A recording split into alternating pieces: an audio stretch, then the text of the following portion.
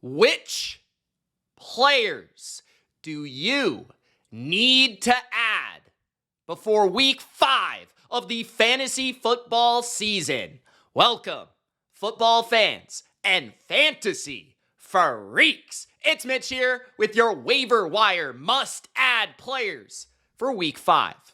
Before I get started, spike the like button and let me know in the comments any questions that you might have about your lineup. Who should you add? Who should you drop?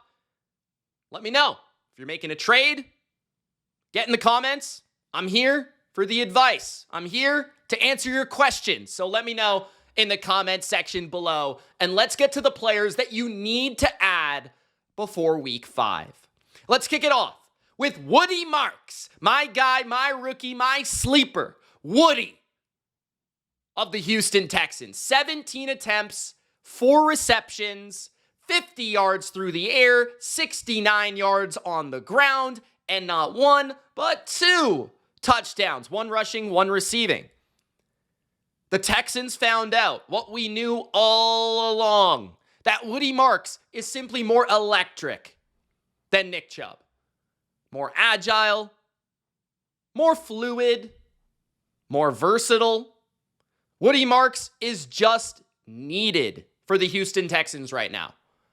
Their offense is atrocious, and they need every bit of Woody Marks. They need every bit of electricity for this offense. Nick Chubb isn't getting it done. He's just not explosive enough. And Woody Marks gives you a good receiver, a competent pass blocker, and certainly a more agile runner than Nick Chubb. So I think from here on out, Woody Marks is a RB2 in fantasy football. I think from here on out, Woody Marks is a flex play. I think he's a guy that you can have in your lineup for the rest of the season. Because I'm not sure Joe Mixon is coming back, and I'm pretty sure Nick Chubb is washed. So he might still be involved on the goal line, short yardage, complement, but Stroud needs to get the ball out quick to that running back because the offensive line stinks. And they need some explosiveness. And that is Woody Marks, the rookie. They traded up for him for a reason. We talked about it in the offseason, guys. He was a pick all along. He's now a startable asset in your fantasy football leagues. Pick him up. He's number 1 priority. He is every bit the Trey Benson pickup from last week. Absolutely. He's looked good all offseason, all preseason, all regular season. Every chance he's gotten the football, he's looked great. So pick up Woody Marks. He's by far the number 1 guy you should be targeting if he's on your waiver wire. Now next, and we're going to stay at the running back position here, Kenneth Gainwell of the Pittsburgh Steelers. I'm not exactly sure the timeline on Jaylen Warren. He weirdly was inactive with a knee issue before that last game. But I will say this. The Steelers have not ran the ball at all this year. Jaylen Warren, no Jaylen Warren. That was their best game running the football with Kenneth Gainwell. Kenneth? Who's Kenneth? Kenneth Gainwell. And if he continues to have success while Warren is banged up, he might just straight up take his job. I mean, why not? It's not like Jaylen Warren is Adrian Peterson, LaDainian Tomlinson. Kenneth Gainwell is a well-rounded back. He can catch the football, 3 catches or more in 3 out of 4 weeks this season. He had 19 carries for 99 yards and 2 touchdowns against the Vikings, who are a good defense but a flawed run defense. And Arthur Smith did say that we knew we had an advantage in that area of the game. And it didn't matter whether it was Warren or Gainwell, we were going to run the rock. So clearly Gainwell is ahead of Caleb Johnson. Clearly. I think he's worth a pickup in the short term if you need a flex play, if you're desperate at RB2. And he does have some upside with the chance of, like, he could be their guy if they continue to run the ball well for the coming weeks. That being said, Pittsburgh doesn't play this week. So that's the thing that sucks, right? Like, Jaylen Warren could very well be back. We don't exactly know when he will be back, but at the very least, he's worth a stash. I wouldn't be throwing all my fab on Kenneth Gainwell, but he should be in all leagues on a bench, unless you're in a very shallow league, because he has an opportunity now, what he just did, to gain a big role in that backfield. So Kenneth Gainwell certainly should be on teams across fantasy leagues. Next, Rachaad White. And I want to talk about Sean Tucker as well. But Rachaad White, it's very likely he'll be the starting running back of Tampa Bay in week 5. That's a primary role. The Tampa Bay Bucks are a good offense with a good quarterback. Tristan Wirfs has returned at left tackle. Yeah, it's a tough matchup against Seattle, but White has proven that he can be an RB2 in fantasy. He's a very good receiver. He can play on all 3 downs. And last year, he had his most efficient season rushing the football as well. He's not Bucky Irving, but he's a plug-and-play player in fantasy football. So if he's on your waiver wire, I would go grab him if I were desperate for a start this week. If I had buys and I needed a flex, if I was kind of light on the RB position, I would go get Rachaad White. Sean Tucker, though, is really interesting, right? Rachaad White did have 10 touches and 4 catches last week, just to throw that out there, with Bucky Irving playing. So he's already involved. He's always had that contingent upside of what happens to Bucky. Oh, Rachaad White all of a sudden becomes a very valuable fantasy asset, but at the same time, he's kind of valuable on his own, right? Not exactly a startable player, but a player that at any point in any week you could kind of put in your lineup and survive, you know what I'm saying? But Sean Tucker is really interesting to me because he'll be available in every league. And I love Sean Tucker. I'm a big Sean Tucker fan. He's extremely explosive. And I wouldn't be surprised if he got a majority of the carries in any given week for this team without Bucky Irving, because he more so emulates Bucky Irving as a runner. He's quick-twitched. He's explosive.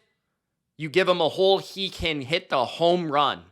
So he's not as refined as an all-around back or as versatile or as reliable as Rachaad White, as a pass blocker, all that sort of stuff, the details of the game. But Tucker is very explosive. He's like the best third running back in football, in my opinion. You give him the ball, he can rush for 100 yards. So in all leagues, I think Sean Tucker, got to watch the Bucky Irving situation, but it does appear he'll be out at least 1 week, maybe multiple weeks. He'll be, in my opinion, a flexible player with upside because he is a good, talented back. So Sean Tucker, I'd be going after him probably heavier than most others because I'm just a big fan of the player personally. Next, Kareem Hunt. Kareem Hunt has seen his carries rise in every game of this season. 5 carries to 8 carries, 8 carries to 10 carries, 10 carries to 13 carries. He's had at least 1 catch in every game, and he did have a touchdown in week 3 against the Giants. Kareem Hunt is the main primary ball carrier for Kansas City right now.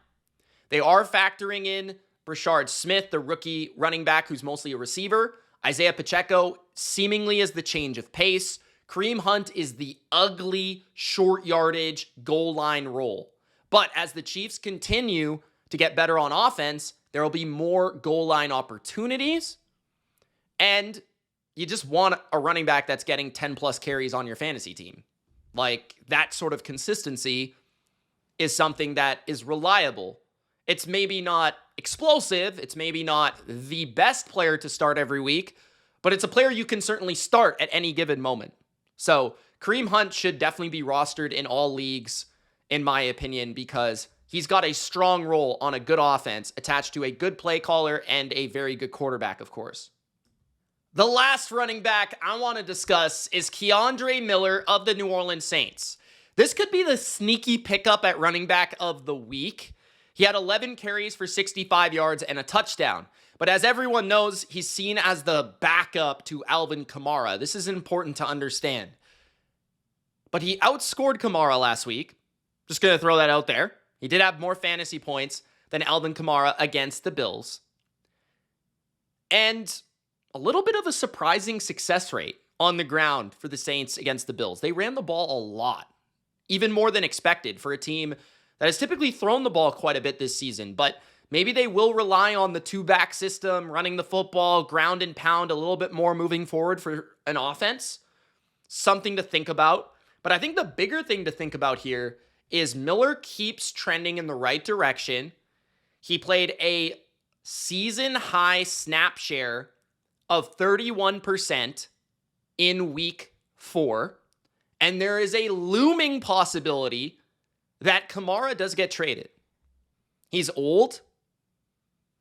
Obviously, this new regime that's rebuilding is not really attached to Kamara at this point. And there are teams that would really want him, that are going on a run, that are in playoff talks. Would Sean Payton be interested? Would the Chiefs be interested? I don't know, there's probably plenty of teams that would be interested. Would the Rams be interested? Who knows? I don't know. I'm just throwing teams out, right? Like, I think he's a valuable asset because he's an excellent pass catcher. And you never know. In a different situation, that could rejuvenate his career. So with the Saints, this could be a guy that is starting to get more and more work. They're starting to sort of phase Kamara out. Not necessarily, but just saying, like, maybe they could be getting ready for life without him, is what I'm saying. So this might be more of a two-back situation than we're thinking. And there's always that possibility with the trade deadline approaching that the veteran running back does get dealt. Throwing it out there. I think the Chiefs would love Alvin Kamara. Just going to throw that out there. Keandre Miller, definitely a pick up this week. At wide receiver, guys, Romeo Doubs had 3 touchdowns. If he's not on a fantasy bench, he should be now. Not 1, not 2, but 3 touchdowns. And he was really the engine of the passing game. No Reed, no Watson. Romeo Doubs is the guy. You know, everyone wants Matthew Golden to be the guy. But the guy is Romeo Doubs. The most trustworthy target, the third down target, the one-on-one isolation target, Romeo Doubs. No Packers receiver has been electric this year, but Romeo Doubs is a red zone presence, consistently scoring touchdowns, and he is the guy that Jordan Love trusts the most. So for the short term, he's the guy that I'd be willing to start as a wide receiver 3, as a flex player in PPR leagues. Next, Christian Watson. I have Christian Watson on my reserve or my IR spot in a couple different leagues. Christian Watson, I've always been a huge fan of. He did sign a contract that extends into 2026 during this season while he has been recovering from an ACL injury. A 1-year, $13 million extension. If they were not confident that Watson was not going to be himself long-term, would they sign him? If they were not confident that they had a role for him, would they sign him? The thing is, when I look at the Packers, they lack juice. They lack separation. They lack just a little bit of explosion at wide receiver right now. Without Watson, they don't appear to be the offense they truly want to be. And I still believe that even what I've seen from Matthew Golden, that Christian Watson, pound for pound, is the most talented receiver in this depth chart. He's the best against man coverage, clearly, evidently by his stats. He is a vertical player, and he, at any point in any game, can have an explosive play that turns the tide of a game. He's not a volume hog, but I believe that immediately when Christian Watson comes back, he's going to be a big part of this offense because they kind of need him to be. If you've watched the Packers, there is something missing. The juice is missing from their receiving core, and Watson is what provides that. He's a 4'2" guy at 6'4", and he's showcased plenty of good moments in the NFL already. So I just personally believe they wouldn't sign him to that extension if they didn't believe he would be a part of the team in 2025 or a part of the offense and in 2026. And maybe the contract's more about 2026, but man, it's worth taking a chance on a guy that could be the most talented receiver on his team in a good offense. It's worth picking him up because he could become startable in the fantasy playoffs when you really, really need that guy. So Christian Watson, worth the pickup if he's available. The Dallas receivers, Tolbert and Turpin. Okay? Turpin's interesting to me because I feel like he's extremely explosive. This week they play the Jets. They play a ton of man coverage. If Sauce Gardner's traveling with George Pickens, that's going to give some one-on-ones with Turpin versus Brandon Stevens, which is a clear quickness and speed mismatch. Turpin is one of the fastest players in the NFL. And he's gotten better and better and better with his route tree. They give him carries every week. He's had 1 carry in every game this year. He's had 2 catches or more in every game. And at some point, he's going to break through. He's going to have like a 60-yard catch. He's going to have like a 50-yard play. He's just too explosive for it not to happen. So that's why I kind of like Turpin. If you want to go with more of the floor approach and more of the, I just need a guy to get me 4 catches, 5 catches in a game, then Tolbert isn't a bad option because he is the slot player in this offense without CeeDee Lamb. And he might see more volume than Turpin. But Turpin will be more creatively used, and he's at any point maybe a guy that could go for a touchdown, right? So I kind of like the ceiling with Turpin, but Tolbert is perfectly fine. I think both of them can be rostered in the short term while CeeDee Lamb is out. Dak is playing fantastic. I just want Dallas pieces of this offense. Demarcus Robinson. Thursday Night Football. We don't know if Ricky Pearsall or if Jawan Jennings are playing. We know Brandon Ayuk's not playing. We know George Kittle's not playing. Who's next up on the depth chart? Demarcus Robinson, who returned last week. He didn't play the full function of snaps, the full amount of snaps that you would have expected, but now he has some snaps under his belt. He's gotten his feet wet. Now I would expect Demarcus Robinson in a revenge game against the Rams to maybe even be their featured receiver. This could be one of those games where a guy pops off for 6-7 catches for 80 yards and a touchdown. That wouldn't surprise me whatsoever if Demarcus Robinson was a very solid start this week. So I actually think specifically for this week, Demarcus Robinson is a good pickup, a very good pickup. I even would consider picking up Kendrick Bourne, who, if Mac Jones plays, he has very good rapport with Mac Jones. Kendrick Bourne just doesn't appear to be like a very good player at this point, but he kind of knows where to go, knows how to perform in the offense, and he's trusted in the offense. Demarcus Robinson is the better player, though. That's why I would put him at the top of my list. If I needed a guy to be my wide receiver 3 this week, if Ricky Pearsall and Jawan Jennings don't go, Demarcus Robinson is as good of a shot as any on this list to be a good start. Next, Malik Washington. Tyreek Hill injured, out for the year. 2 carries for 8 yards last game for Malik Washington. 3 targets for 13 yards on 2 catches. Washington, I love his quickness. I love his yak ability. And I do think he'll be featured in Miami's offense moving forward. No Tyreek Hill. Jalen Waddle becomes the number 1 receiver. A lot of volume. But Malik Washington has great quickness laterally. He's going to be a good slot receiver. And a guy that I think they can manufacture touches to. Kind of like Jonnu Smith last year in this offense. So I think Malik Washington is actually a strong PPR pickup because I think he'll provide a nice floor each and every week, right? And Miami will have to throw the ball every game because their defense isn't good. They'll be behind in games. I think Washington becomes like a guy that you can kind of trust in your lineup every week.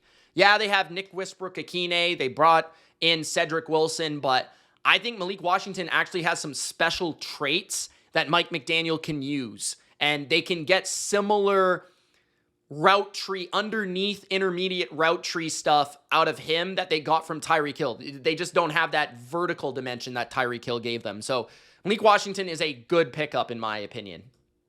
Then the final guy I want to talk about at tight end is Darren Waller. Of course, with Tyreek Hill out, Darren Waller actually stepped up with not one, but 2 touchdowns in his big Miami home debut. Darren Waller looked good. 3 catches, 27 yards on 4 targets with the 2 touchdowns. Made some nice catches. Actually caught the first pass of the game. He looks pretty smooth. The problem with Waller is that he's going to be a roller coaster of injuries all year. But I feel like when he's on the field, he's a guy that I could look at as a streamer at tight end every once in a while. If I'm very weak at tight end right now, I'd consider picking him up because it feels like he will be the number 2 guy in big third down situations, in red zone situations. After Jalen Waddle, it'll be Darren Waller, right? I think that Malik Washington will get the manufactured touches, but it did appear that Mike McDaniel understood how to isolate Waller, how to move him around, how to find matchups.